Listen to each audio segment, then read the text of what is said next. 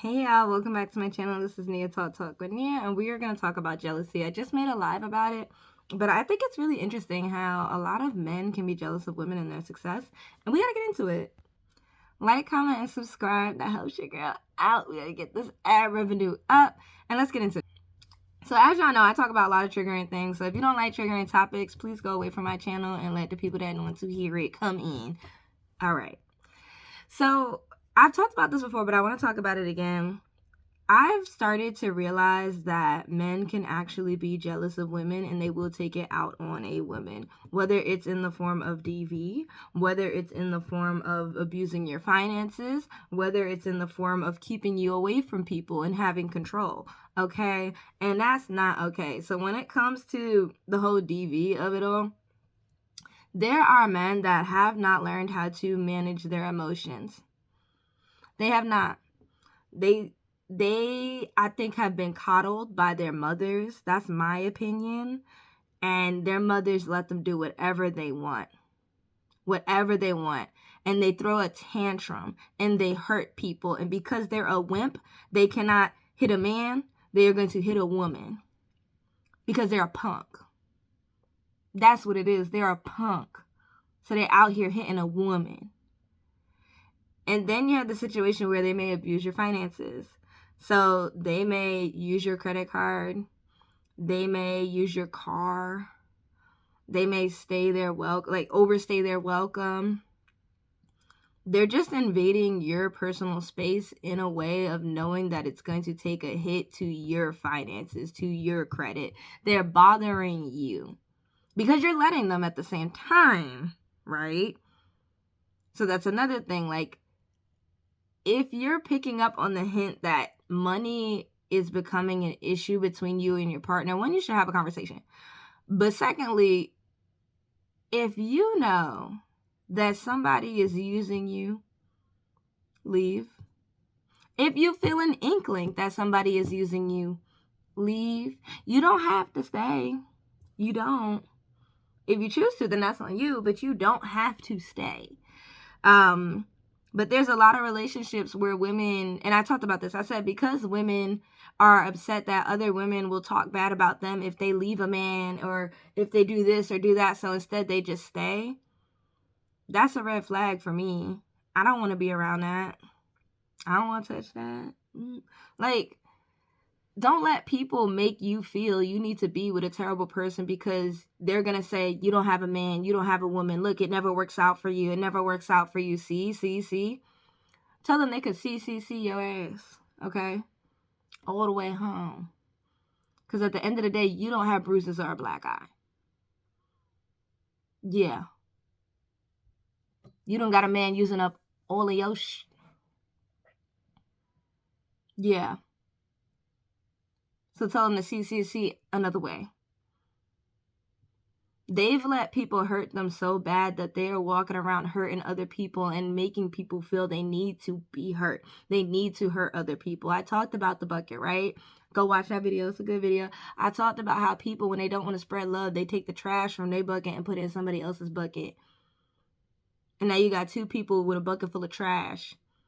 If you let it, or you could swipe that out of the way and say, don't put that in my bucket. Keep that over there. You could take it out. Take their trash out. But some people are so damaged to the point where they decide that they're going to want to damage other people. They just do. So you have finances. You have DV situations. And you also just have a person who is not happy for you when something good happens.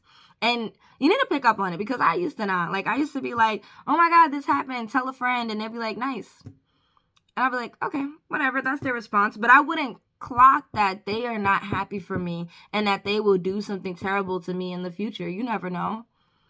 Take that as a reach. Take that as like, yo, they really trying to tell me that they don't F with me. like take it in and be like, okay. If somebody doesn't make eye contact with you when you talk to them about something that makes you happy, that means that they're really jealous of you. That means they're oh so jealous and nasty and bitter. It does. That's what that means. So eye contact is one. They're not making eye contact with you.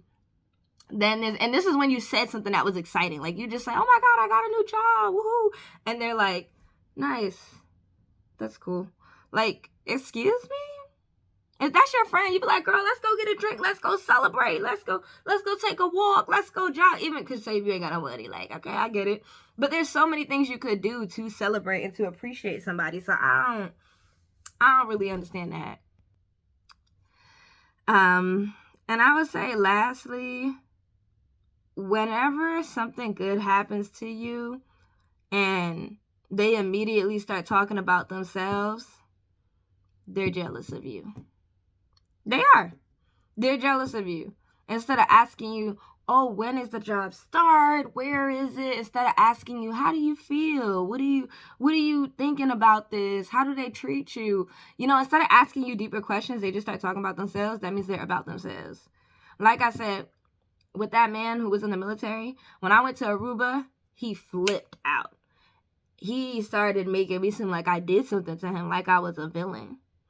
When I went to Japan, he want to talk about he's into anime, this and that. I'm thinking, oh, he's just going to be happy for me. We just rekindled. Like, no, that man hated me because I went to Japan. He didn't say it, but it was the way he treated me after I came back. I was like, yo, it's not that deep. You decided to have children.